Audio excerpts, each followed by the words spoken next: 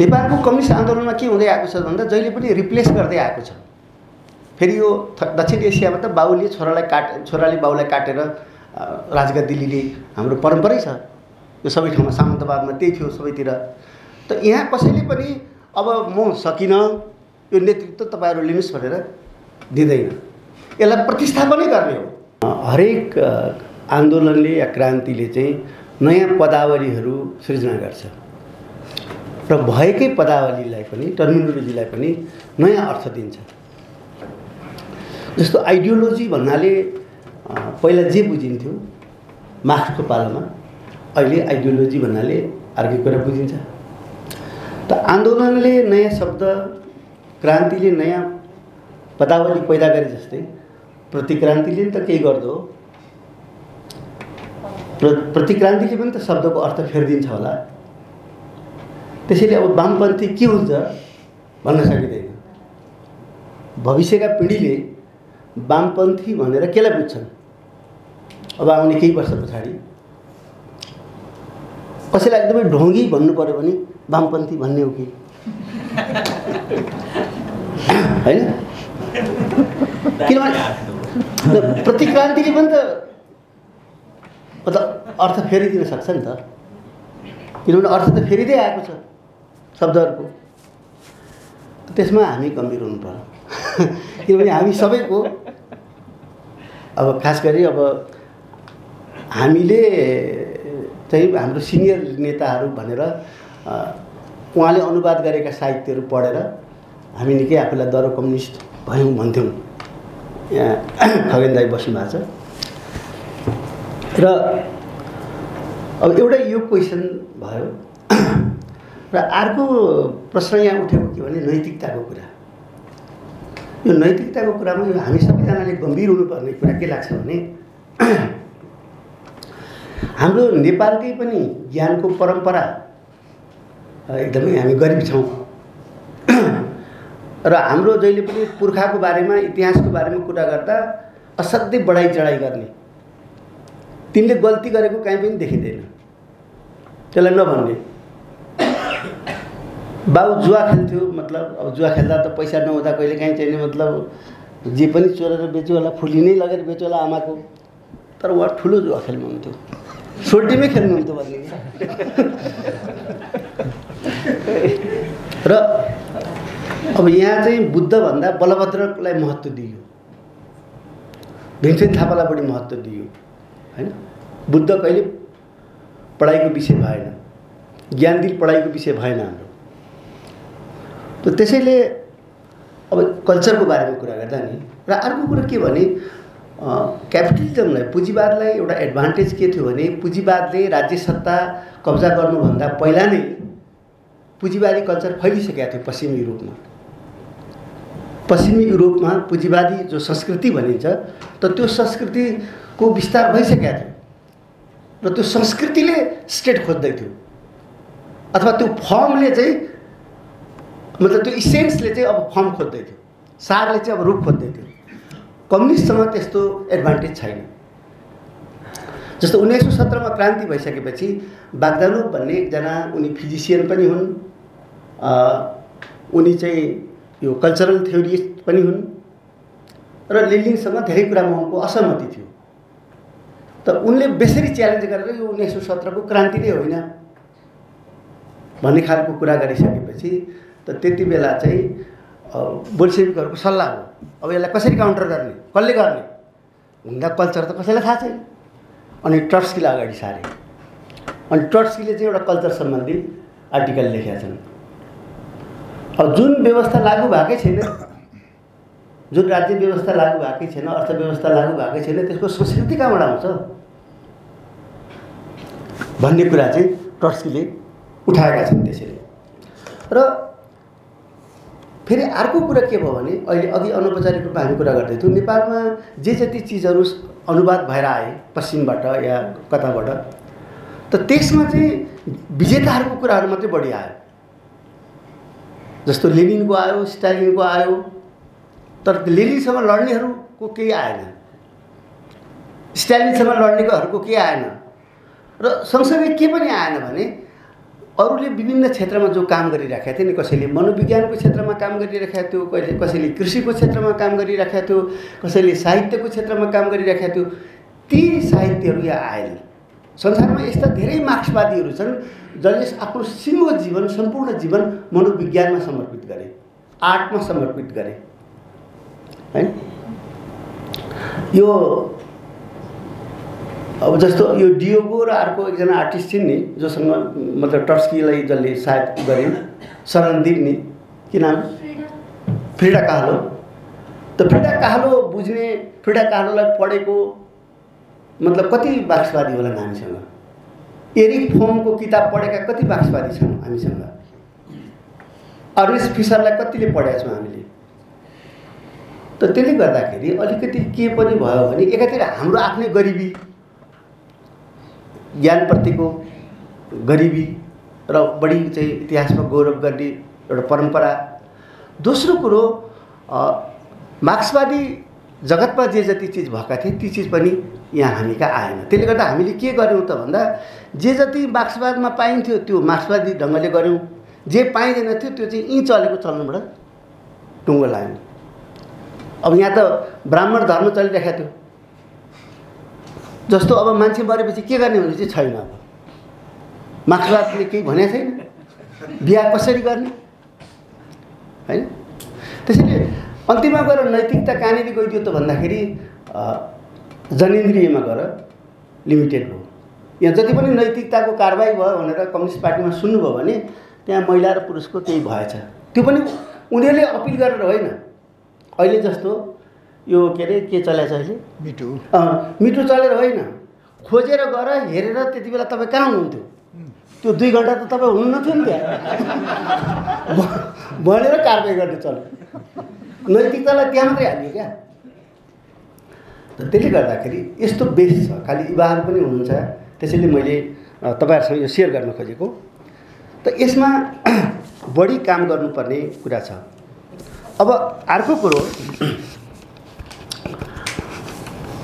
अब राज्यलाई अलिकति नयाँ परिभाषाको जरुरी छ। अब लेनिनले दिएको परिभाषाले मात्रै पुग्दैन। स्टेटको कोएर्सिभ र पर्सुएसिभ अर्थात् त्यसको पनि दुईटा पक्ष जो छ र जसको बारेमा ग्राम्सीले चर्चा गरेका छन्। त मार्क्सवादी आन्दोलनमा ग्राम्सीलाई भित्राउन पनि बडो हिचकिचाहट देखिन्छ। अब म त अस्ति दम खाएँ, एन्टोनियो ग्राम्सीको बारेमा EMS नम्बुदरी-पालले किताबै लेखेका छन् र उनले के भनेका छन् भने त्यो किताब दिनेलाई यो 10 वर्ष अगाडि किन दिनुहोस् मलाई, 10 वर्ष अगाडि तैँले मलाई किताब दिएको भए चिजै अर्को हुन्थ्यो भनेर। त त्यसले गर्दा यो जहिले पनि मार्क्सिजम भनेको एउटा इन्कम्प्लिट चिज हो। मार्क्सको आफ्नै रचनाको केही कम्प्लिट छैन, कुनै चिज कम्प्लिट छैन। र अहिले नोट्सहरू अहिले भेटिँदैछ, अझै 50 वर्ष फेरि मार्क्स बाँचेर लेखिरहेको भए पनि त्यो नोट्स सबै सदुपयोग नहुने रहेछ, त्यति नोट्स बनाएका रहेछन् मार्क्सले। त त्यसले गर्दा यो इन्कम्प्लिट चिज हो। अब अरू फिलोसफी भन्दा, अरू आइडियोलोजी भन्दा यो फरक छ र यो आकर्षक किन छ, युवाहरूलाई किन यसले आकर्षित गर्छ त भन्दा यसमा थपिएन भने यो खत्तम भइहाल्छ। अरू फिलोसफीमा चाहिँ थप्नै पाइँदैन। जस्तो हिन्दूहरूको वेदमा, पुराणमा म संस्कृत असाध्यै जान्दछु 2 लाइन म पनि हाल्नु नि त भन्दा पाइँदैन, पण्डितले आइहाल्छन्। मन्दुरमा हाल्न पाइँदैन हैन। अथवा मुस्लिमहरूकै धर्म जो छ या क्रिस्चियनहरूको जो छ बाइबल कहीँ पनि थप्न पाइँदैन। तर मार्क्सिजमले जहिले पनि थपको माग गरिरहेको छ, थप। नेपालमा के थप्ने त? नेपालमा थप्न नसकेर खत्तम भएको। मार्क्सिजममा संशोधन हुन सकेन। संशोधनवाद भन्ने बडा गाली गर्दाखेरि संशोधनवाद भन्छन्, तर संशोधनको जहिले पनि जरुरी हुन्छ। मार्क्सिजमको ठुलो संशोधन चाहिँ लेनिनले गरेको हुनाले संसारमा लेनिनको यति नाम छ। मार्क्सिजम पढेकै हिसाबले भन्ने हो त काउस्की, रोजा लक्जमबर्ग यिनीहरू चाहिँ one of the outstanding brain यिनीहरू होइन, ट्रस्की।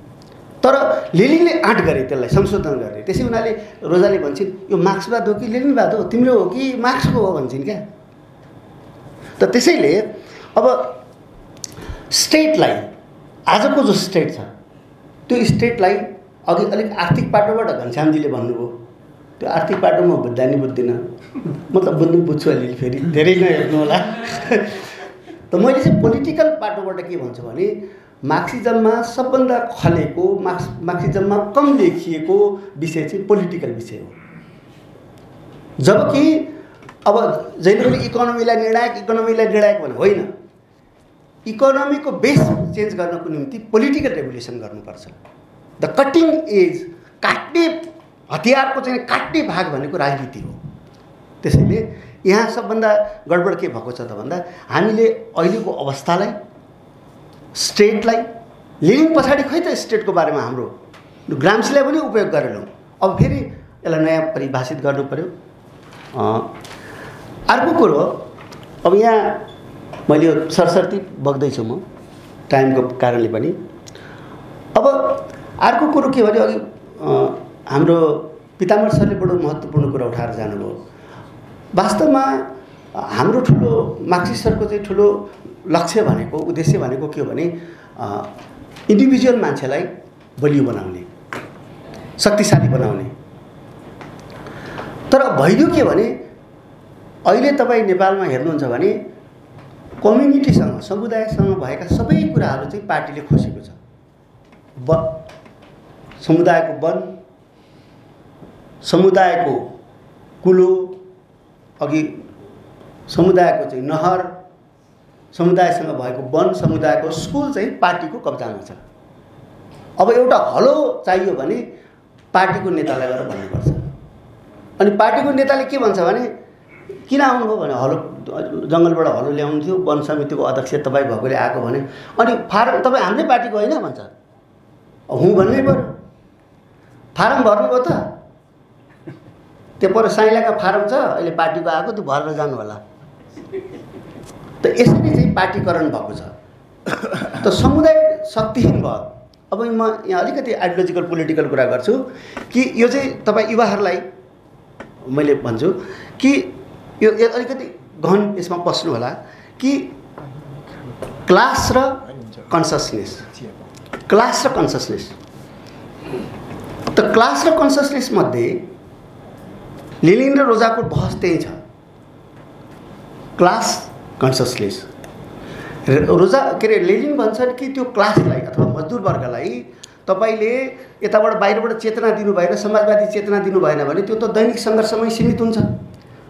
अनि रोजा के चिन्ता गर्छन् भने तपाईँले त्यो जुन समाजवादको डोज जो माथिबाट चढाउने भन्नुहुन्छ, त्यो जो डोज धेर भएर यसले आफू लड्ने अर्ग्यानिक क्षमता त गुमाउँदैन। त्यसैले मजदुरको आफ्नै आन्दोलनबाट अनफोल्ड हुँदै जान्छ भन्छन्। उनलाई स्वतस्फूर्ततावादी भन्छन्, तर यो स्वतस्फूर्तता भन्ने हुँदैन। यसको बारेमा ग्राम्सीले बडा राम्ररी भनेका छन्।